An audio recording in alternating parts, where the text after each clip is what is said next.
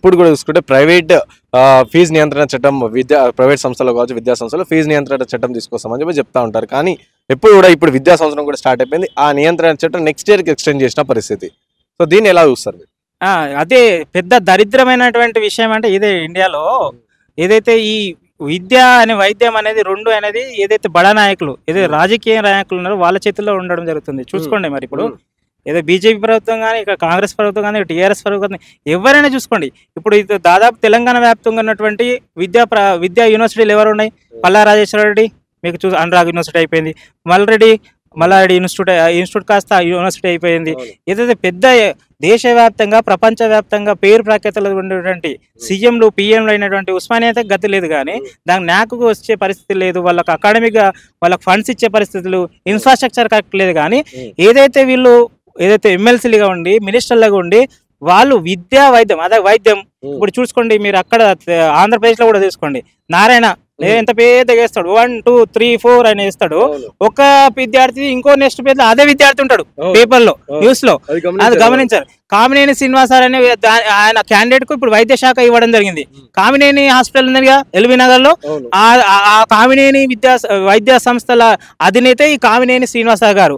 ఈ నారాయణ విద్యా సంస్థల అధినేత ఈ నారాయణ గారు. వాళ్ళకు విద్యను ఆయనకి ఇవ్వడం జరిగింది, వైద్యాన్ని ఆయనకి ఇవ్వడం జరిగింది. అంటే ఎక్కడ పోతుంది గవర్నమెంట్?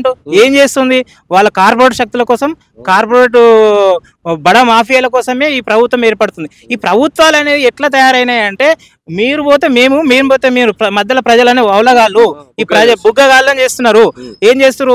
ఈ రెడ్డి కాస్త కాపు కాస్త రెడ్డి, ఇక్కడ తెలంగాణకు వచ్చేస్తే రెడ్డి కాస్త వెల్మ కాస్త రెడ్డి, ఇట్లా వాళ్ళు వర్గపోరుగా భావిస్తున్నారు. కానీ ప్రజల సంక్షేమం కోసం పోరాడే ప్రభుత్వాలు అనేది గత చరిత్రలో చాలా అంటే దాదాపు 2000 సంవత్సరం జరిగింది. ఈ 21st సెంచరీలో దాదాపు అలానే జరుగుతుంది జరిగింది. దీన్ని పరిశీలించాల్సిన అవసరం ఉన్నది.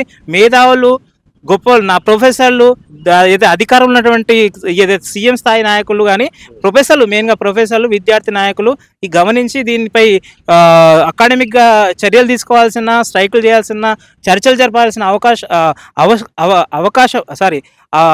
ఆవశ్యకత ఉన్నదని మేము తెలియజేస్తా ఉన్నాం. అదే విధంగా మీరు అన్నటువంటి ఫీజుల నియంత్రణ చట్టం అని చెప్తున్నారు. ఇది ఖచ్చితంగా జరగాల్సిన విషయం. ఇప్పుడే కాదండి, ఇది దాదాపు గత 3 ప్రభుత్వాల నుంచి చెప్పడం జరుగుతుంది. 15 సంవత్సరాల నుంచి జరుగుతుంది. ఈ ఫీజు నియంత్రణ చట్టం పక్కన పెడితే గత కేసీఆర్ ప్రభుత్వంలో విద్యా వ్యవస్థని నిర్లక్ష్యం చేయడం జరిగింది. ఉస్మానియా యూనివర్సిటీ నిర్లక్ష్యం చేయడం, గురుకులాలను నిర్లక్ష్యం చేయడం జరిగింది. అదే ఏకోపాధ్యాయ పాఠశాలను అయితే మొత్తమే మూసివేయడం జరిగింది. దాదాపు 12,000 స్కూళ్లను మూసివేయడం జరిగింది. అదేవిధంగా ఏదైతే విద్య ప్రామాణికంగా చెప్పబడుతున్న ప్రాథమిక విద్యకు టీచర్లు లేరు. దాదాపు ఇప్పుడు ఇక్కడ ఈ యూనివర్సిటీలో 1200 మంది ప్రొఫెసర్లు ఉండాల్సిన ఇక్కడ 300 మంది కూడా లేరు. అదే రాష్ట్రంలో 50,000 ఖాళీ ఉన్నాయని వాళ్ళ ప్రభుత్వమే చెప్పింది. కానీ జస్ట్ 11,000 ఉద్యోగాలు వేసి డిఎస్సి వేసి మెగా డిఎస్సి అని ఆ ప్రభుత్వాలు ఇప్పుడు వచ్చినటువంటి ప్రభుత్వాలు కూడా అదే ఆరోపణ అదే పలుకుతున్నాయి. ఇది అన్యాయం. ఇది ఇట్లా పలకడం ఏదైతే మీరు చాలా వేరే ఉన్నాయి చూసుకోండి. భూగర్భ గనులు కానీ, పంచాయతీరాజ్ కానీ, చాలా ప్రాజెక్టులు కానీ అక్కడ వేలకు ఉన్నాయి. కానీ మేము విద్యార్థి నాయకులు ఒక్కడే విజ్ఞప్తి చేస్తున్నాం. ఏదైతే దళిత వర్గ పేద ఎస్సీ ఎస్టీ బీసీ మైనార్టీ ఏదైతే రెడ్డిల్లో ఓబీసీలలో ఏదైతే పేదలు ఉన్నారో వాళ్ళకి విద్య అనేది చాలా ఇంపార్టెంట్. ఒక కుటుంబం బాధపడాలంటే, ఒక దీపం నిలబడాలంటే, ఒక ఇంటికి దీపం ఎలానో ఒక కుటుంబంలో విద్య చదువుకున్నటువంటి వ్యక్తి చాలా ఇంపార్టెంట్. వాళ్ళకు విద్యను అందించాల్సిన బాధ్యత మీపై ఉన్నది. ఈ ఫీజుల నియంత్రణ చట్టం అనేది తప్పకుండా తీసుకురావాలి.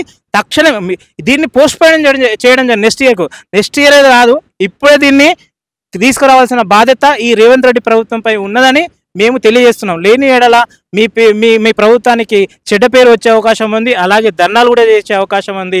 అదే విధంగా మీరు ఏదైతే ప్రజాపాలన అంటున్నారో దాన్ని ప్రజాపాలన అనే ఒక పేరు కూడా మీకు ఉండకుండా పోతుందని మేము హెచ్చరిక జారీ చేస్తున్నాం, విజ్ఞప్తి కూడా చేస్తున్నాం.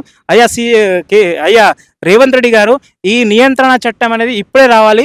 దయచేసి దీనిపై మీకు సమీక్ష జరిపి ఈ చట్టాన్ని ఈ అకాడమిక్ ఇయర్ నుంచే అమలు చేయాల్సిందిగా విజ్ఞప్తి చేస్తా ఉన్నాం.